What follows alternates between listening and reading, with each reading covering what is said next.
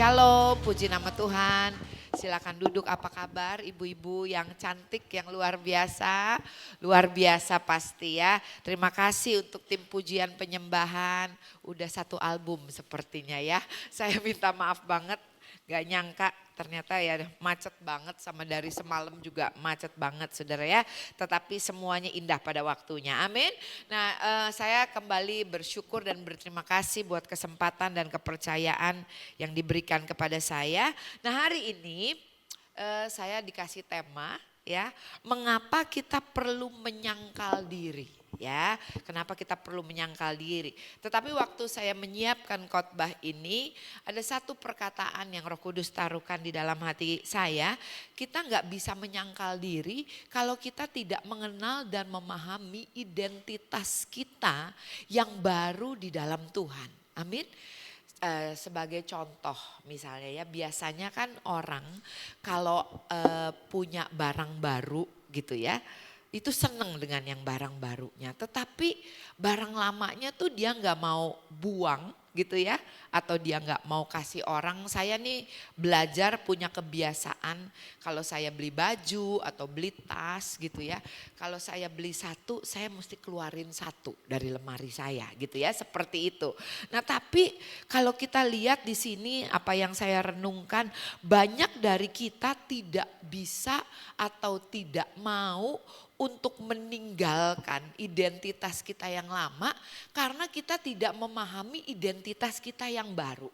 Orang biasanya meninggalkan yang lama dan mau yang baru karena tahu dan yakin yang baru itu lebih baik. Setuju gak saudara? Ya, oleh karena itu kita nggak bisa hidup menyangkal diri kita kalau kita tidak memahami identitas kita, siapa kita di dalam Tuhan. Amin. Kita ini adalah new creation di dalam Tuhan. Ciptaan yang baru di dalam Tuhan. Kita lihat ayatnya. 2 Korintus 5 ayat 17. 2 Korintus 5 ayat 17 firman Tuhan bilang begini. Jadi siapa yang ada di dalam Kristus, ia adalah ciptaan baru. Bahasa Inggrisnya new creation ya saudara ya. Yang lama sudah berlalu, yang sesungguhnya yang baru sudah datang. Saya ambil di dalam terjemahan lainnya bahasa Indonesia, firman Tuhannya bilang begini. Orang yang sudah bersatu dengan Kristus menjadi manusia baru sama sekali. Totally new, sungguh-sungguh baru gitu ya. Yang lama sudah tidak ada lagi, semuanya sudah menjadi baru. Firman Tuhan katakan demikian. Nah kita mau belajar sama-sama saudara, ada tertulis di dalam firman Tuhan dikatakan begini. Barang siapa mengikatkan dirinya dengan Tuhan, menjadi satu roh dengan dia. Sebenarnya ini seperti suami istri ya. Ya. Suami istri kan mereka bukan lagi dua, tetapi satu. Dan gak ada yang dapat memisahkan suami istri kecuali maut. Firman Tuhan katakan demikian ya. Firman Tuhan juga bilang begini, laki-laki akan meninggalkan ayahnya dan ibunya untuk menjadi satu dengan istrinya. Yesus yang adalah Tuhan ya, turun dari surga jadi sama dengan manusia untuk apa? Untuk menjadi satu, untuk menyucikan, untuk menguduskan, untuk menerima mempelainya, yaitu siapa? Kita ya, gerejanya ya. Jadi sama saudara. Nah kalau dikatakan kalau suami istri dua udah jadi satu dan cuma maut yang bisa memisahkan, itu hubungan suami istri loh. Tapi ada yang lebih tinggi lagi dari hubungan suami istri. Hubungan kita dengan Bapa kita di surga. Firman Tuhan bilang apa? Dan apakah yang dapat memisahkan kita dari kasih Kristus? Betul? Maut, sakit penyakit, kelaparan, ketelanjangan. Betul? Firman Tuhan katakan apa? Bilang kiri kanannya, gak ada. Tidak Tidak ada, saudara ya. Nah oleh karena itu kita perlu mengenal, mengerti. Saya berdoa, saya banyak pakai ayat firman Tuhan. Supaya saya berdoa lewat kita membaca firman Tuhan. Kita melihat kebaikan Tuhan. Amin. Karena waktu Yesus mengalahkan tipu muslihat iblis di padang gurun. Dia gak pakai tetek bengek. Bilang kiri kanannya gak pakai tetek bengek. Ya, dia cuma pakai apa? Ada tertulis ya. Dia cuma pakai firman Tuhan yang tertulis. Nah, kita perlu mengerti tatanan kita yang baru, tatanan hidup kita yang baru di dalam Tuhan. Waktu kita lahir baru, tadi firman Tuhan katakan bahwa kita tuh new creation. Sungguh-sungguh baru, totally new. Nah, nih. Waktu kita lahir baru, saudara, yang baru tuh apanya? Kalau keluar dari kolam baptisan yang gemuk ya tetap masih gemuk, ya kan? Ya kan? Yang matanya sipit ya tetap sipit. Yang kurang pinter ya tetap kurang pinter. Apa yang baru? Manusia rohnya yang baru. Ya, ini baru. Nah, saya mau katakan, nama saya Ola, ya. Waktu saya lahir baru, saya adalah ciptaan yang baru di dalam Tuhan, yaitu Ola adalah manusia roh yang punya jiwa, di mana di dalam jiwa saya itu ada perasaan, ada kehendak, ada emosi, ada keinginan, ada pikiran yang disebut hati itu loh, ya. Nih. Di sini, di jiwa. Waktu saya lahir, yang tinggal di dalam tubuh nih yang dilihat. Manusia baru, rohnya yang punya perasaan kehendak di jiwa, yang tinggal di dalam tubuh. Yang lama, yang baru yang ini. Yang masih lama yang mana? Betul? Jiwa dan tubuhnya, saudara ya. Tetapi ininya baru. Dan yang luar biasa. Firman Tuhan katakan, roh kita sama roh Tuhan tuh jadi satu. Dan yang lebih luar biasa lagi firman Tuhan katakan apa? Roh kita, Roh Kudus menjadi materai, jaminan sampai saudara dan saya menerima seluruhnya. Firman Tuhan bilang begitu. Ya, sealed by the Holy Spirit. Saudara, saya mau bilang, iblis gak bisa kutak-kutik ini. Setuju gak? Dia gak bisa kutak-kutik ini. You are Jesus property. Engkau milik Kristus walaupun engkau gak lihat, alam roh lihat. Tetapi orang yang bisa kena tipu muslihat iblis adalah orang yang gak mengenal siapa dirinya di dalam Tuhan. Iblis nyerangnya, mainnya di area mana? Sini. Kristen sih udah lahir baru, bahkan udah pelayanan. Tapi masih baperan, masih sensian, masih tersinggungan, dikit-dikit kecewa, dikit-dikit marah, dikit-dikit down. Iblis nyerangnya di mana? Di jiwa. Ya, ini yang dia bisa serang di sini. Yang di sini sealed. Apa bedanya kekristenan dengan agama lain? Bilang kiri kanannya, hidup saya punya jaminan dan kepastian di dalam Tuhan. Yang percaya tepuk tangan untuk Tuhan. Amin. Sealed. Dimaterai. Nah, seberapa banyak, sekali lagi saya mau tanya, saudara yang percaya bahwa kuasa iblis sudah dikalahkan oleh Tuhan Yesus di atas kayu salib 2000 sekian tahun yang lalu. Betul?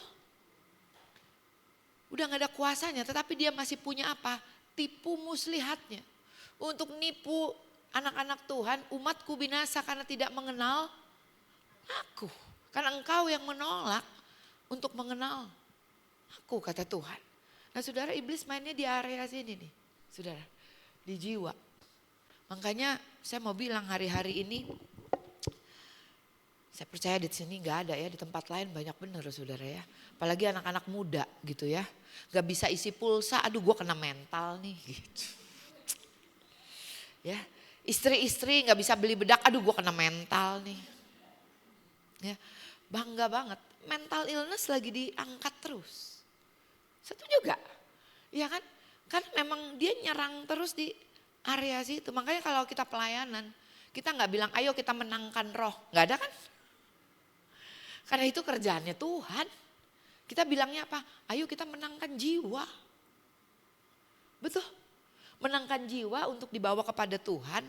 Waktu dia percaya terima Yesus sebagai Tuhan dan Juru Selamat satu-satunya, rohnya diselamatkan. Betul gak? Itu pekerjaan Roh Kudus. Kita cuma membawa jiwa kepada Tuhan. Amin, saudara. Kira-kira nangkep ya sampai situ ya, saudara ya. Nah ini di sini dikatakan kita tuh terdiri dari roh, jiwa, dan tubuh. Kalau kita nggak memahami hal ini, saudara ya, kita tahu bahkan hari-hari ini banyak banget orang yang lagi krisis identitas. Makanya ada LGBT, sekarang belakangnya ditambahin Q. Q-nya tuh apa? Question. Artinya gini, dia nggak tahu dia apaan, gitu kan? Bingung loh saya, dia nggak tahu dia apaan gitu. Jadi disuruh tunggu nanti kalau udah yakin lu apa, ya udah baru dideklarasiin gitu. Sedih banget kan ya. Padahal jelas Tuhan menjadikan manusia tuh cuma dua macam, satu laki-laki, satu perempuan. Dua-duanya diberkati, dua-duanya diberi kuasa. Bilang kiri kanannya yang beda fungsinya. Ya kan? Yang beda fungsinya, makanya jangan ketuker-tuker saudara ya. Nah saudara lihat, begitu banyak krisis identitas dan bahkan kalau kita lihat kita boleh melihat di dalam firman Tuhan waktu Yesus dicobai di padang gurun, apa yang iblis buat? Dia bilang apa? Kalau kamu anak Allah, betul.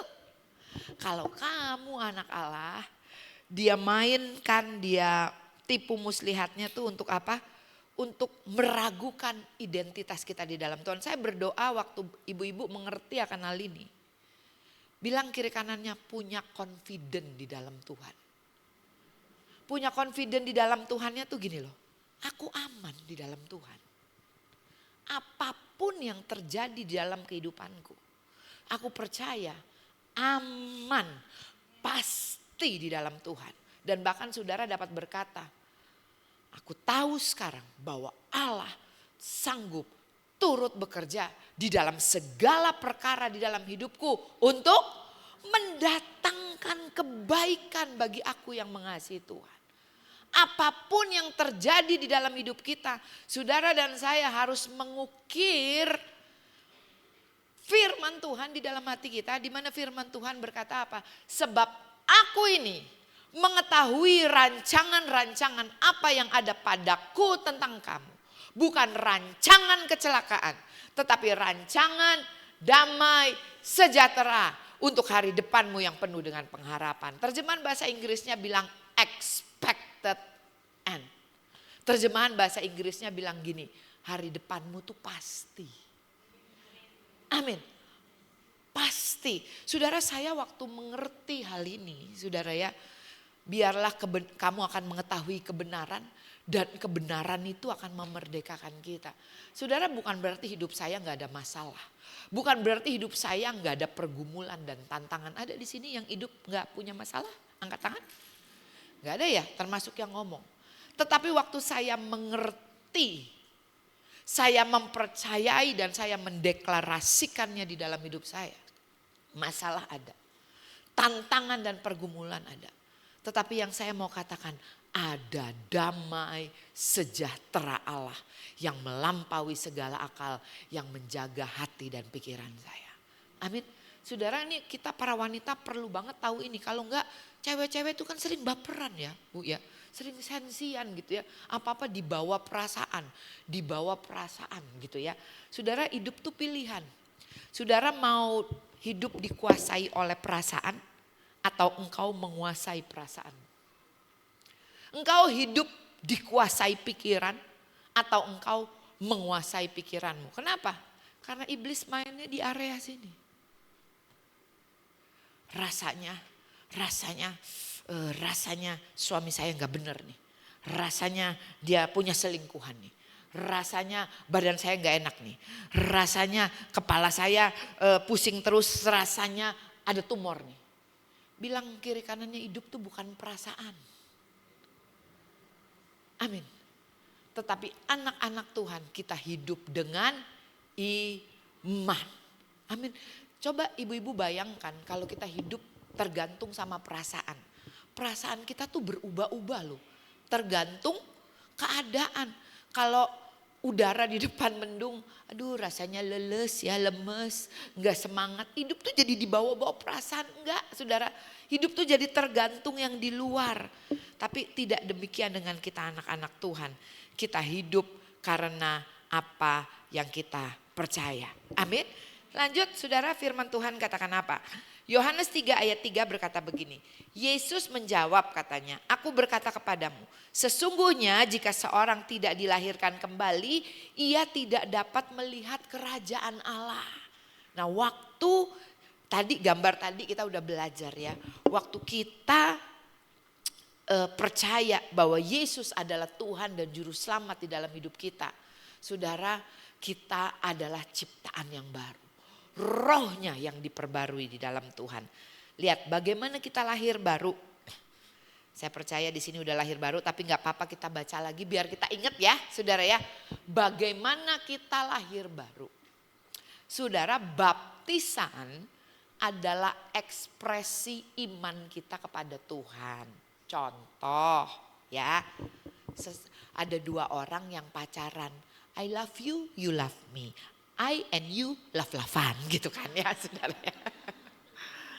Ya saudara, nah kita bisa ngomong I love you. Tapi kan harus ada sampai satu titik di mana harus masuk yang namanya pernikahan.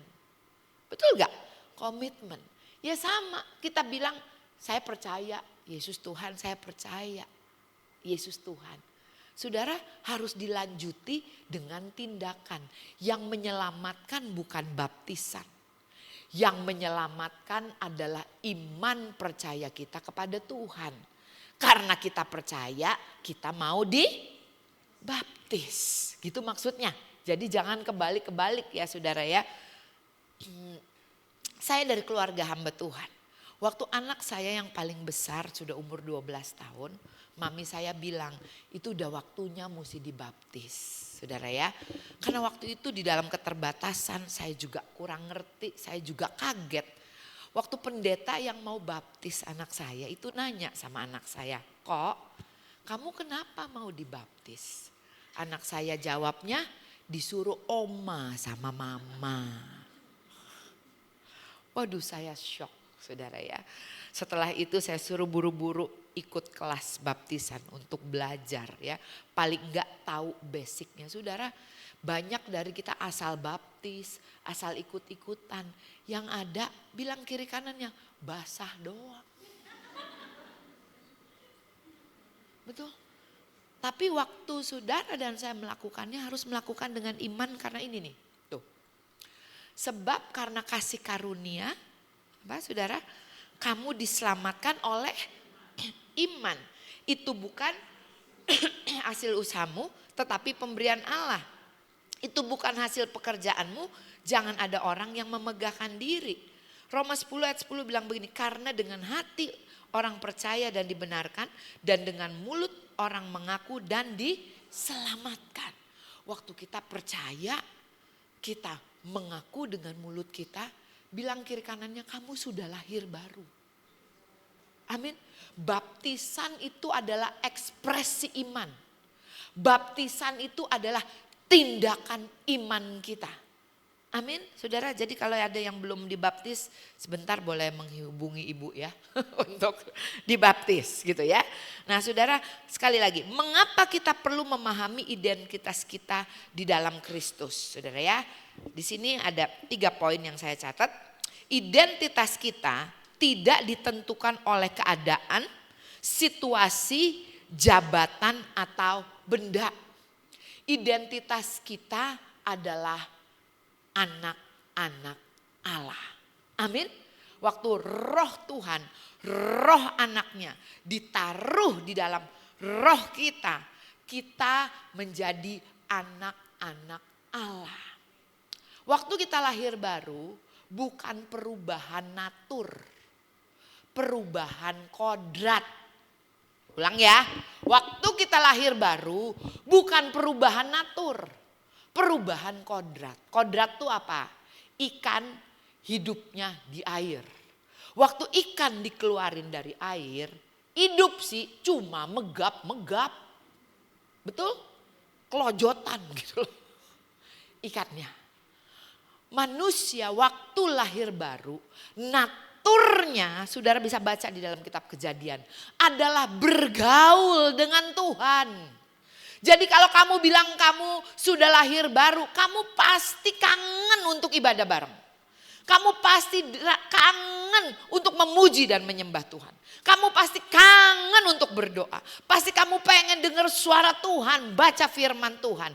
Itu adalah kodrat orang yang lahir baru, kepengen punya hubungan, kepengen intim sama Tuhan.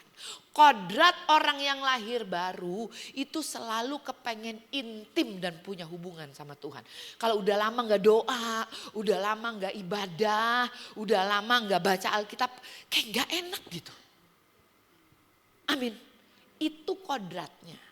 Nah, kodrat yang lahir baru itulah yang merubah natur kita. Jadi kekristenan itu selalu dari dalam ke luar, bukan dari luar ke dalam. Bukan yang di luar yang mempengaruhi kita, tetapi dari dalam yang mempengaruhi kita, dan hidup kita mempengaruhi orang-orang yang ada di sekitar kita. Makanya firman Tuhan katakan, saudara dan saya adalah garam dan terang. Amin. Kekristenan tuh from the inside out, dari dalam keluar, saudara ya. Jadi sekali lagi, identitas kita bukan ditentukan oleh keadaan, situasi, jabatan atau benda. Lalu apalagi identitas kita ditentukan oleh siapa kita di dalam Kristus. Ya, kita adalah anak-anak yang dikasihi. Amin. Kita adalah anak-anak yang dibenarkan. Amin. Kita adalah anak-anak yang dikuduskan. Amin. Kita adalah anak-anak yang dipisahkan bagi Allah. Kita adalah anak-anak yang diberkati dan diperlengkapi oleh Allah. Amin. Itu saudara dan saya di dalam Kristus. Lalu di sini dikatakan apa lagi?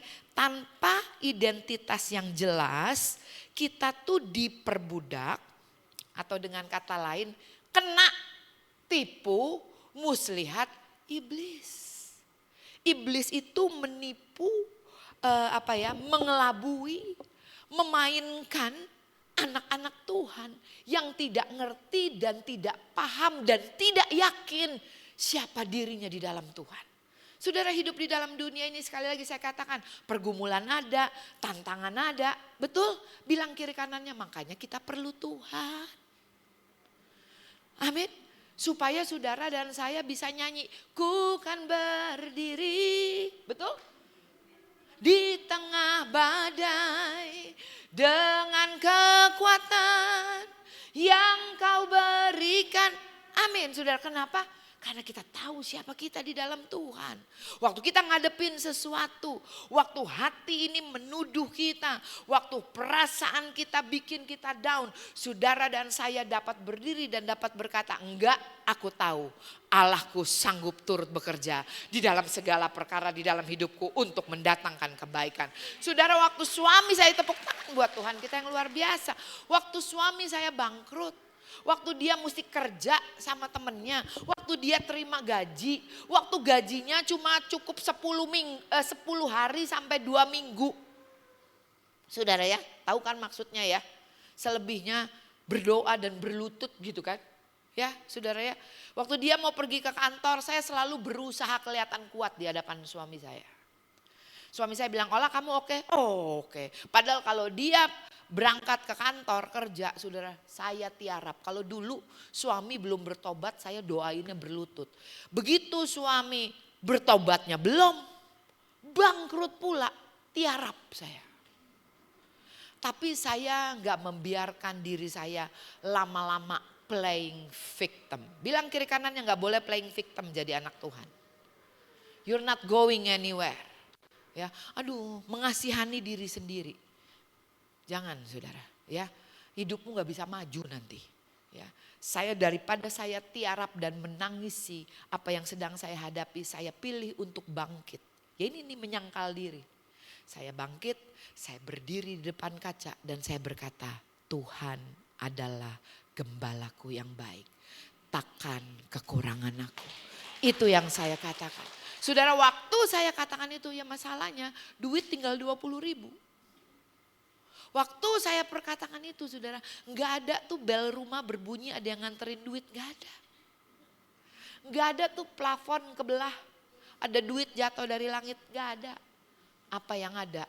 Ada kekuatan, ada sukacita, ada damai sejahtera untuk saya melewati dan menghadapinya.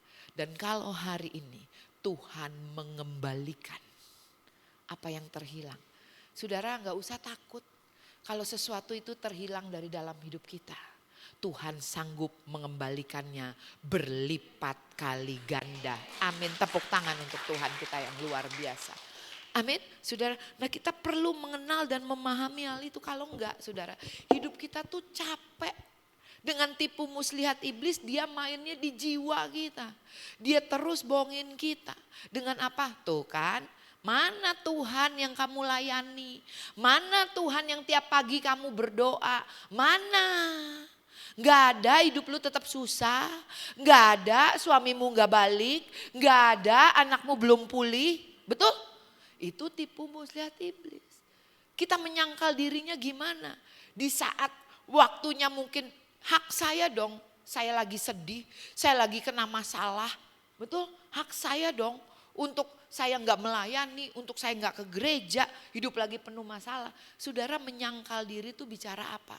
Saudara justru di saat engkau lagi ngalamin hal itu, engkau pilih untuk berdiri, untuk datang ke gereja, untuk dandan yang cantik, memuji dan menyembah Tuhan, tepuk tangan, lompat-lompat, sekalipun mungkin tetangga kita bilang begini, rada gelo dia. Kan suaminya nggak pulang, kan anaknya nggak pulang, betul? Di gereja dia lompat-lompat, tepuk tangan, foto-foto, rada gelo gitu katanya.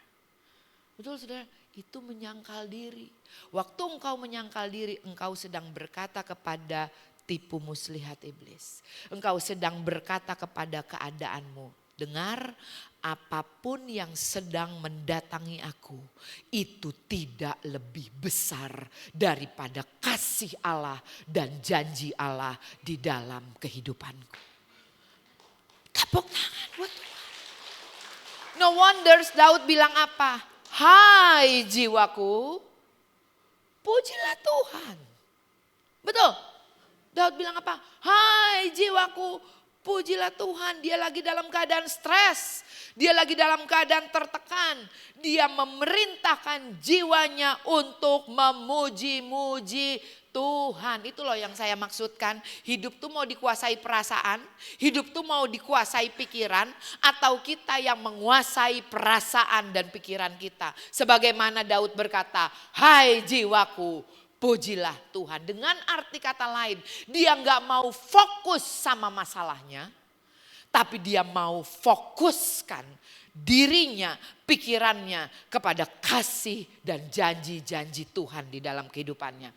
Amin. Karena ada tertulis, apa yang menjadi fokus kita, itu yang akan mendatangi kita. What a man think in his heart, so is he. Apa yang engkau pikirin, itu yang akan mendatangi engkau. Engkau pikirin terus masalahmu, kelar kagak? Tambah pusing ya. Daripada mikirin masalah, saudara yuk kita belajar. Pikirin kasih Tuhan. Pikirin janji Tuhan. Pikirin, hitung berkat-berkat Tuhan. Kebaikan Tuhan yang pernah kita alami di dalam hidup kita. Amin, tepuk tangan buat Tuhan kita yang luar biasa. Nah saudara, identitas kita yang baru adalah anak Allah. Yohanes 1 ayat 12 dan 13 bilang gini, tetapi semua orang yang menerimanya diberinya kuasa supaya menjadi anak-anak Allah, yaitu mereka yang percaya dalam namanya, orang-orang yang diperanakan bukan dari darah atau dari daging, bukan pula secara jasmani oleh keinginan seorang laki-laki, melainkan dari Allah. Karena firman Tuhan juga katakan apa? Sebab yang lahir dari Allah itulah yang mengalahkan dunia. Bilang kiri kanannya, kamu lahir dari Allah, kamu ciptaan yang baru. Kalau saudara lihat di dalam kitab Kejadian, waktu Tuhan menjadikan Adam dan Hawa, dijadikan serupa dan segambar dengan Tuhan, diberkati oleh Tuhan, diberi kuasa oleh Tuhan, to multiply, dan yang lebih luar biasa lagi untuk menaklukkan bumi. Bahasa Inggrisnya to conquer the world. Untuk mengalahkan dunia. Saudara, itu adalah rancangan awal Tuhan di dalam hidup manusia. Ibu-ibu tahu gak sih bahwa manusia itu dirancangkan untuk tinggal di dunia. Jangan kaget. To conquer the world. Kita tuh diberi kuasa, diberkati, to conquer the world. Karena memang kita dijadikan tuh untuk tinggal di dunia. Ya Bu, terus kalau mati ya ke surga. Cuma itu cuma sementara. Surga tuh cuma tempat transit, jangan kaget. Kenapa?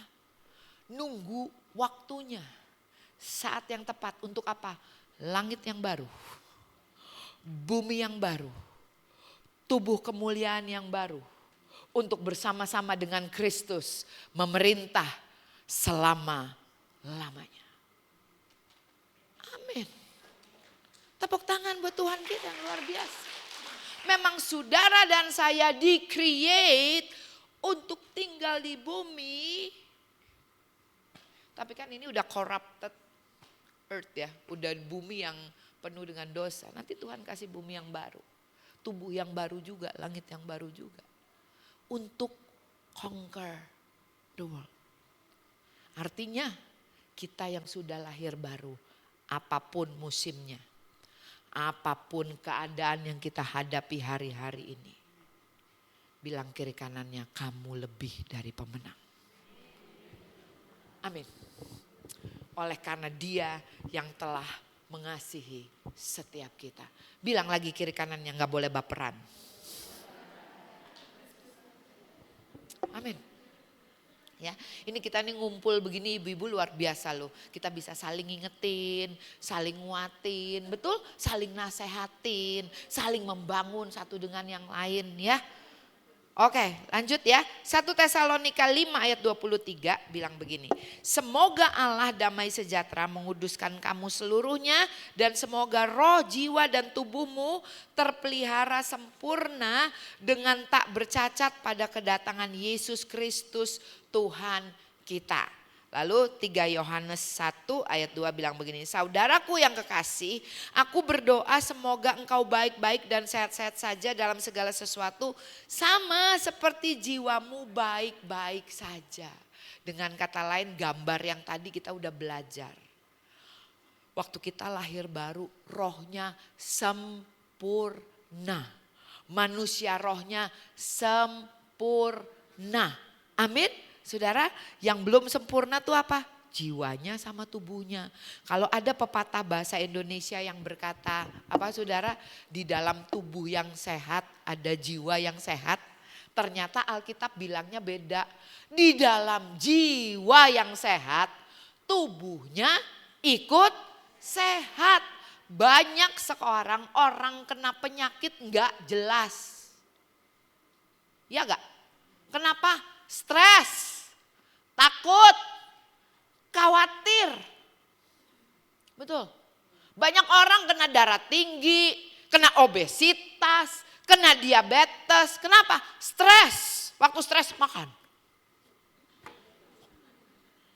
Betul. Amsal bilang apa? Kalau nafsumu besar, taruh pisau di lehermu. Iblis gak bisa apa-apain kita, shield. Apa yang bisa dia buat? Dia buat saudara dan saya menghancurkan diri kita sendiri. Oh, minum terus kopi saset sehari 4 kali. Gula kan tuh, manis. Betul? Bilang kiri kanannya, kita tuh udah punya roh penguasaan diri. Amin. Betul saudara?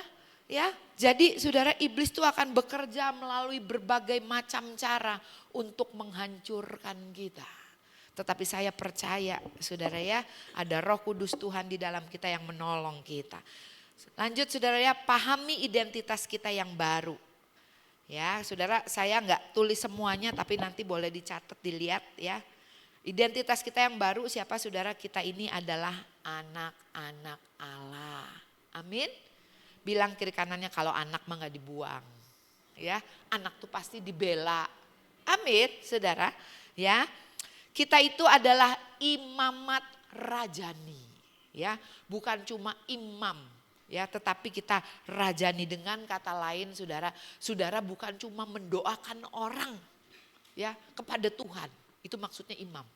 Saudara tuh rajani. Rajani tuh bicara apa? Saudara dan saya diberkati untuk jadi berkat. Amin. Ibu-ibu kalau mau jadi berkat gak usah nunggu punya banyak. Ya, gak jadi berkat. Kalau mau jadi berkat, mulai dengan apa yang ada padamu. Amin.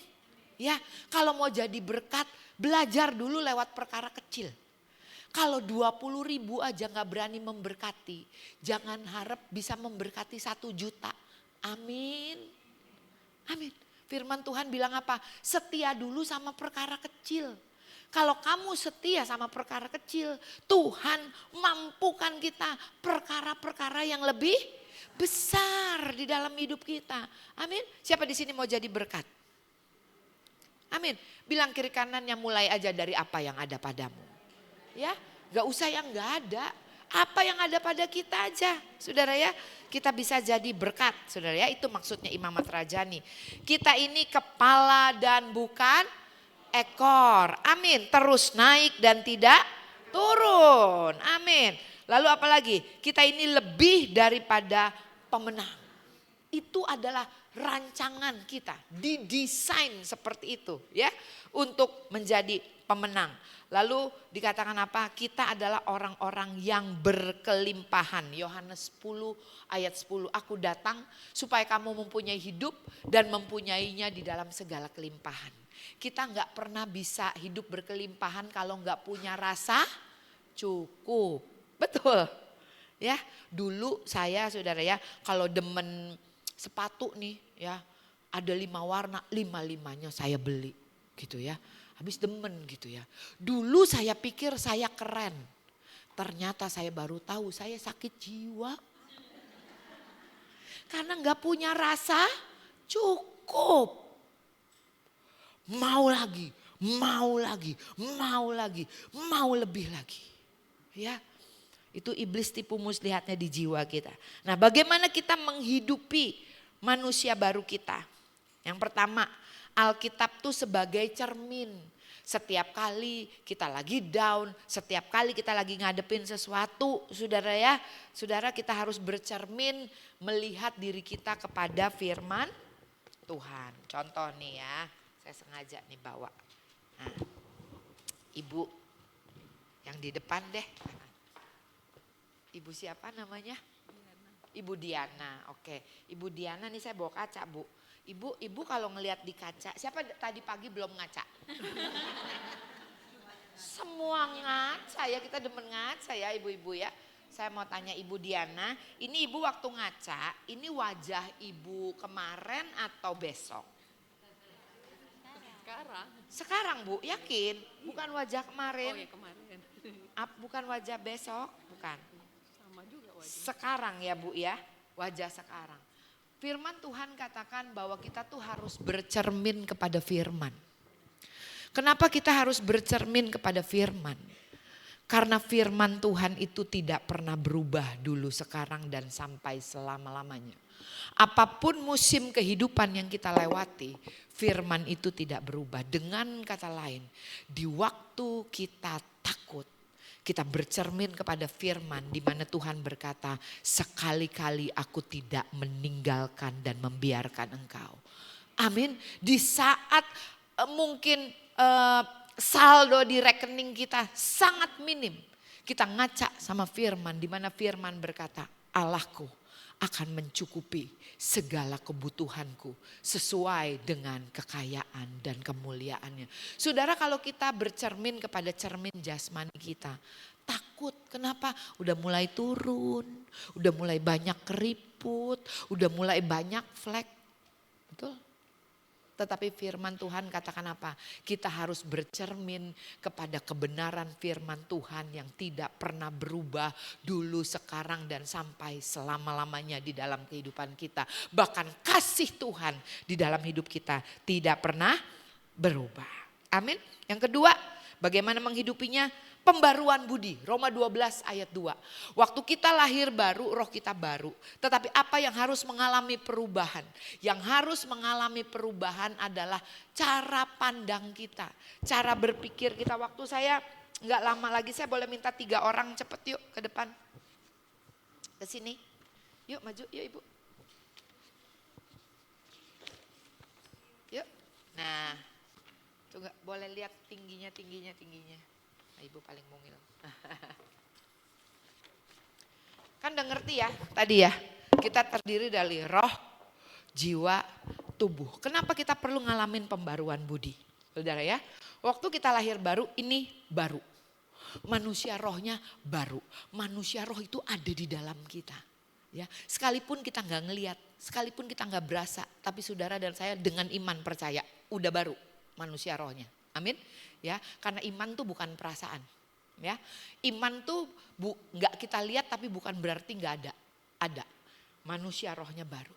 Nah, waktu dia lahir baru, apa yang main peran ini?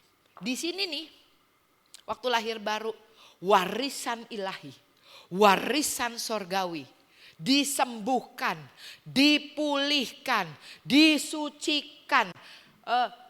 Apalagi semua yang terbaik janji-janji Tuhan ada di dalam manusia roh kita. Amin.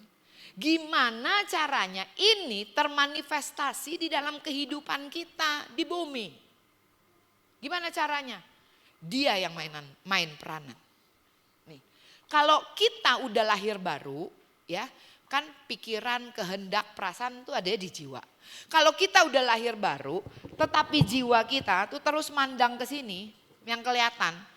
Terus mandang ke manusia lama kita yang berkata, aku gak mampu, aku gak bisa, aku gak disayang sama suami aku gak diberkati, aku gak disayang sama anak aku. Terus ngelihat ke sini, saudara.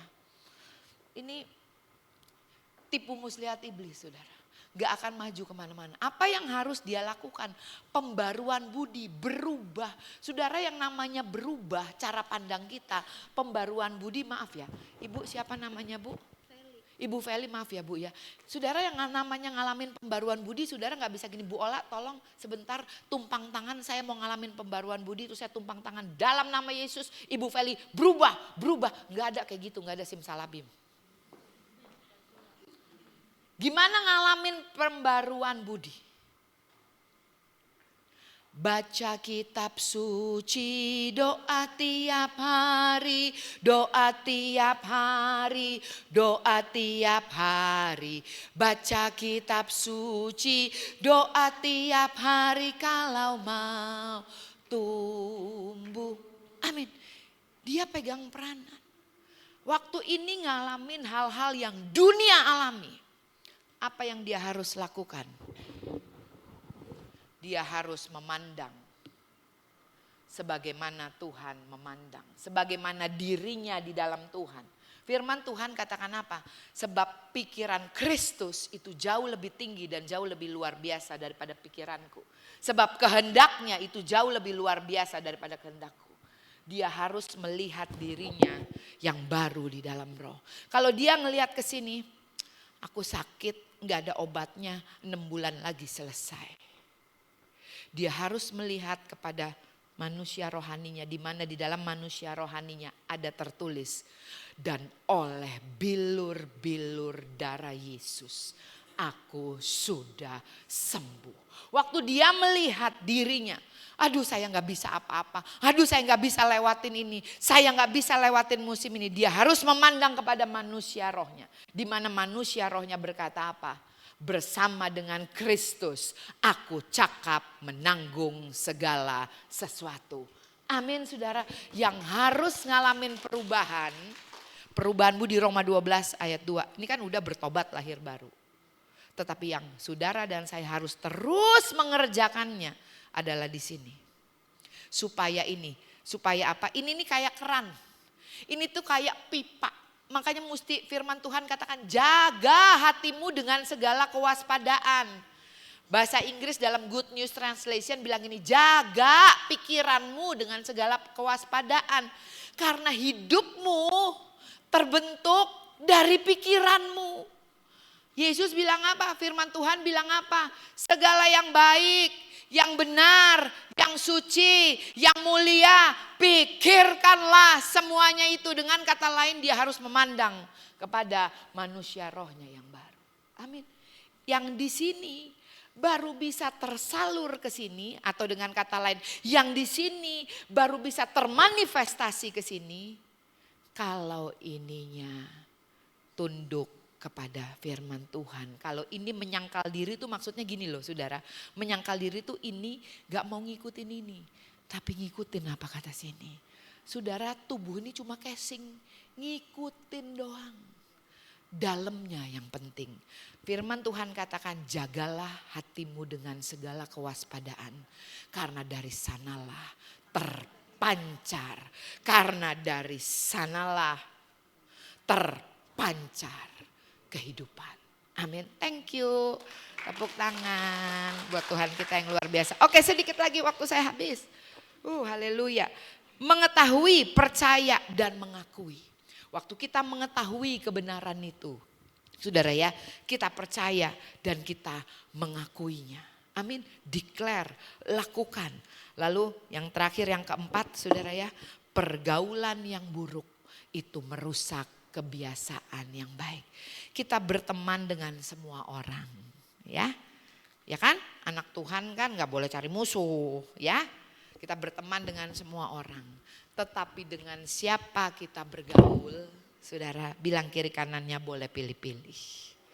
Ya, amin.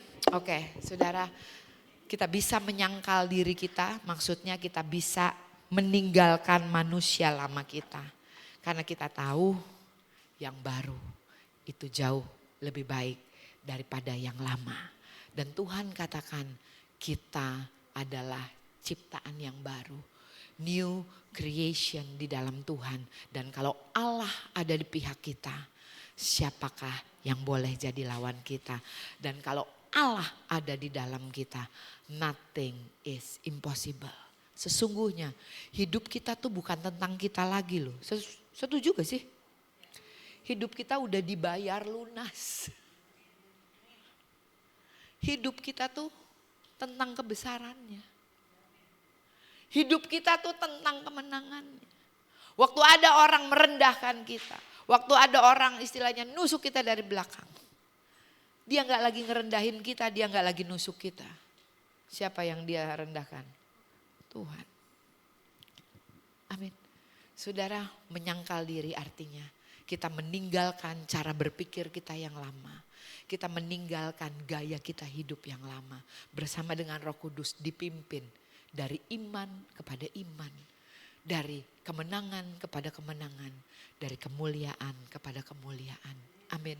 Tuhan Yesus memberkati. Yuk kita bangkit berdiri.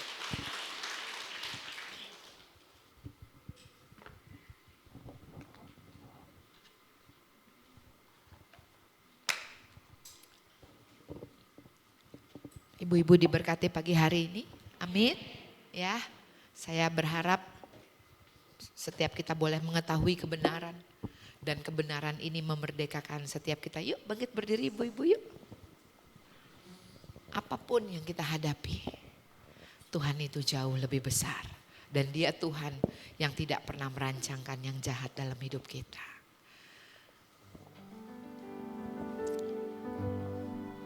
Pengkhotbah katakan, For every purpose under the sky there is a season. Untuk setiap tujuan di bawah kolong langit ini ada waktunya. Dan dikatakan waktu Tuhan itu adalah yang terindah.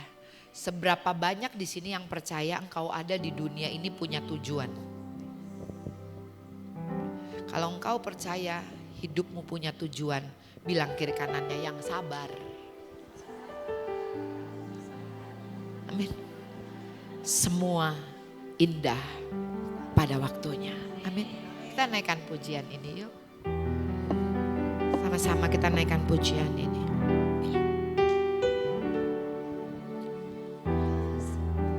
Layakan seluruh hidupku, mampukan ku melakukan yang kau inginkan.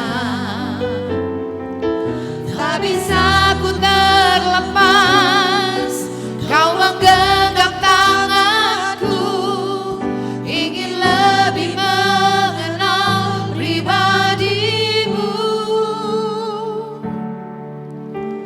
Kasihmu layakkan seluruh hidupku,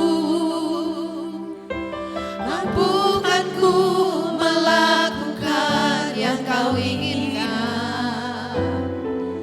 Tak bisa ku terlepas, kau menggenggam tanganku, ingin lebih mengenal pribadimu.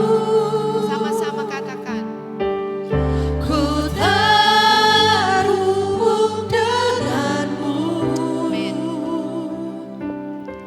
Selalu melekat di hatimu. Firman-Mu itulah dasar hidupku, yang berdaulat atasku. Ku terhubung denganmu, selalu melekat di hatimu. Firman-Mu itulah dasar hidupku, yang berdaulat atasku. Tuhan Yesus, terima kasih kalau kami boleh mengenal kebenaran-Mu Tuhan. Biarlah kebenaran ini boleh memerdekakan setiap kami, secara khusus para wanita-Mu di tempat ini. Terima kasih Tuhan, Kau memberikan jaminan di dalam hidup kami. Kau memberikan kepastian di dalam hidup kami ya Tuhan. Kami aman di dalam-Mu ya Tuhan. Terima kasih, sesungguhnya yang lama sudah berlalu dan yang baru sudah datang Tuhan. Kami mau Tuhan menghidupi yang baru yang Tuhan sudah berikan buat kami, yaitu hidup dan hidup di dalam segala kelimpahan. Kami ada di dunia ini dengan tujuan bahwa kami adalah orang-orang yang lebih daripada pemenang. Bahwa kami diberkati Tuhan untuk menjadi berkat. Bahwa setiap kami adalah garam dan terang dunia ya Tuhan. Sehingga semua orang dapat melihat Engkau melalui kehidupan setiap kami. Terima kasih Tuhan. Aku berdoa kalau ada di antara anak-anak-Mu yang sakit, aku berdoa biarlah firman-Mu boleh menyembuhkan mereka. Kalau ada dari mereka yang berbeban berat, kalau ada dari mereka yang butuh jawaban Tuhan, aku percaya Tuhan bahwa firman-Mu memberi kelegaan buat mereka. Bahwa firman-Mu adalah jawaban buat mereka. Terima kasih Tuhan. Terima kasih buat hari ini. Terpujilah Engkau Tuhan. Di dalam satu nama-nama Yesus Kristus Tuhan, kami alaskan doa kami. Setiap kita yang disayang dan diberkati Tuhan, sama-sama kita katakan amin.